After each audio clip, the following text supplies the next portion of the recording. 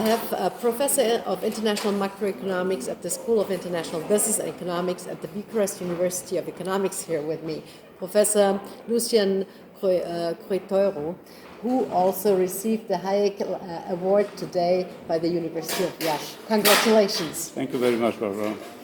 Well, it's a pleasure to have you with me because you are also the senior advisor on monetary policy to the National Bank of Romania, yes, and to the governor, who I know, who has been our guest at the Vienna Opera Ball this year. But Lucian, more importantly, is an expert and a consultant for leading Romanian organizations, the Institute of Industrial Economics in Bucharest, Bucharest Investment Group, European Institute of Romania, and many more. But he is also, he has a profound know-how of Hayek and the Austrian school. I hope so, yes.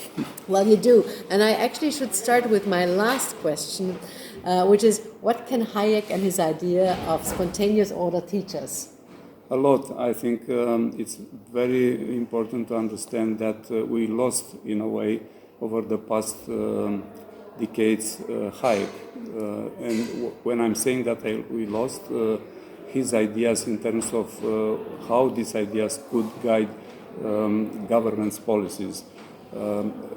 In our days, governments are more and more inclined to listen to some economists who are, to use an expression from Hayek itself, rational constructivist. And this type of thinking, I think, was extended over the past decades, and the result in terms of policies are not exceptional. So some advices given back in time by Hayek should be brought at front again, and I hope that this would lead to better results for the people in general and for governments too, because they will have much more approval, I think, in terms of results they can produce. Well, the Hayek Prize obviously is not only much deserved, but truly with the right person here. And besides, we have Professor Hayek sitting behind us, or actually standing behind us.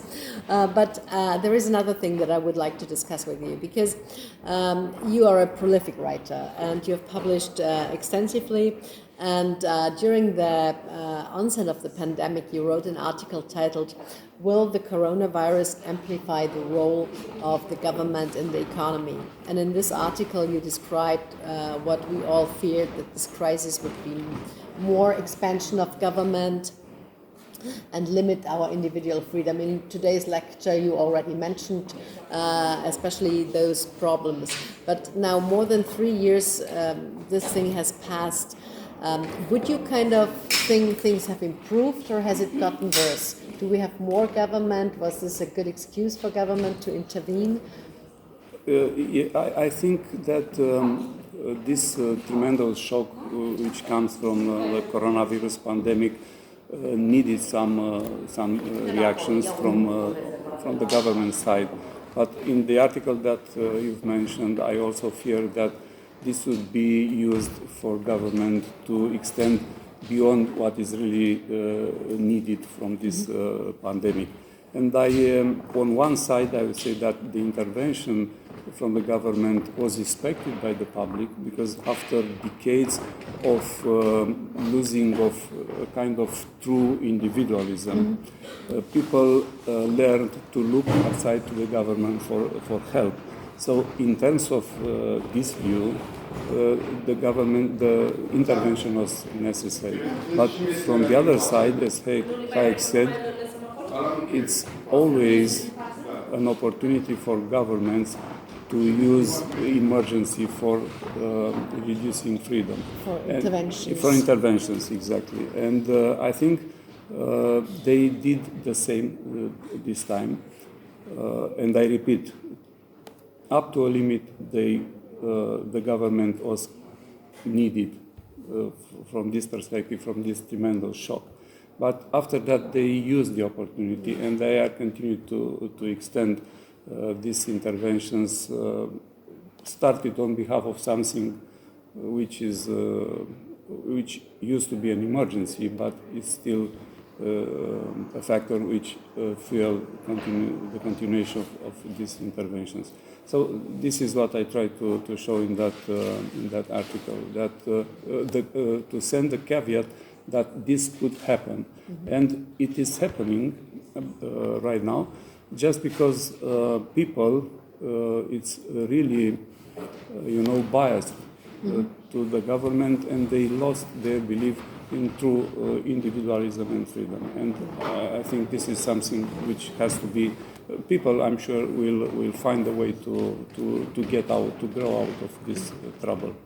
Well, in today's Laudatio for you, Professor Mursa quoted Keynes, which is actually not very usual for him, but indirectly Keynes was quoted with other talks as well today, and you mentioned, okay, in times of crisis, governments may intervene and also may inject money into the economy, as Keynes said, but he also said, governments need to step out after when the crisis is over. Exactly. And our governments obviously have forgotten that. They've forgotten, but even Keynes, I remember that in Hayek said in that book, Hayek on Hayek, that sitting in a room with Keynes and reading an article, he said, "Hey, John, John Robinson and Richard Kahn, I think, they are talking about extending monetary policy." And Keynes properly reacted and said, "No, I will talk to them," and said that this is a mistake. What I proposed in 1936, was true exactly for that event. It is not anymore. And he promised to go public to explain that their ideas, John Robinson's ideas and Kahn's ideas, were wrong. But in 2 weeks he died. And Hayek said, I'm sure that he would have able to convince the public, because he was, like a witcher when he used to speak. Yes. If I'm continuing to the idea that Keynes it's present, it is very present today on 2 respects. In terms of policies, people shortly after the 2008 crisis look back to Keynes, and it also on the other dimension, on his methodology. He was a constructivist. He was looking for finding relations between macro aggregates, which also Mr. Milton Friedman did. Mm-hmm. And now economists today are proceeding the same way. Yeah.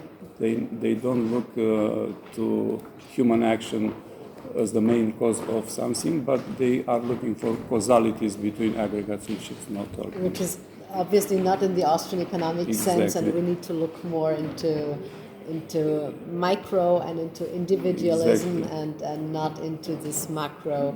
The aggregates of Mr. Keynes conceal processes. So, exactly. Yeah. Very not humanitarian aspects, but technical aspects. Exactly. So, in other words, Austrian economics is given the human touch to economics.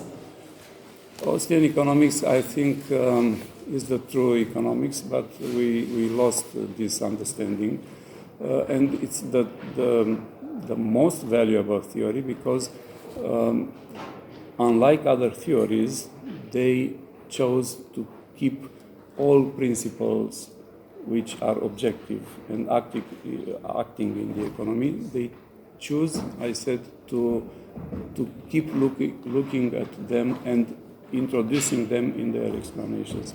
Other theories, like Mr. Keynes' theory as well, give up some principles just in order to have simpler explanations, but not necessarily truer explanations. So, yes, we need to come to Austrian economics from this perspective at least. Professor Croitoru has really explained why Austrian economics is so important and why we need to put certain question marks on what current policies is doing. And the Keynesian view of the state intervention obviously needs to be questioned. How can we explain this to the next generation? That we need to make changes on that front. How would you, as a professor, tell the next generation why it is so important to get away from this Keynesian view of state interventionism? It is easy to do this if you have the opportunity. As a professor, I can say that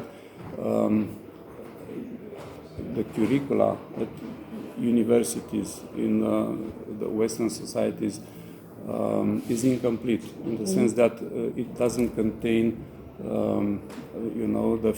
the sociology, the economics and philosophy of Hayek and the whole, exactly, the freedom included, or probably most important.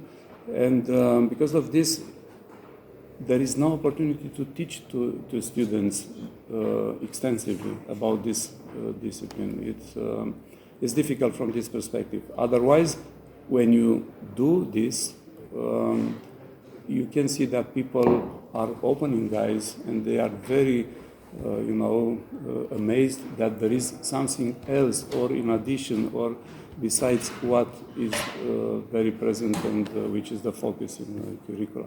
So it would be very well received, I'd say. Well, thank you very much, Professor Croitoru, for mentioning that. And again, congratulations on receiving the Hayek Award. And we are looking forward to many more conversations. I'm very happy to have this conversation, and I thank you very much for this discussion, which was quite interesting. Thank you very much.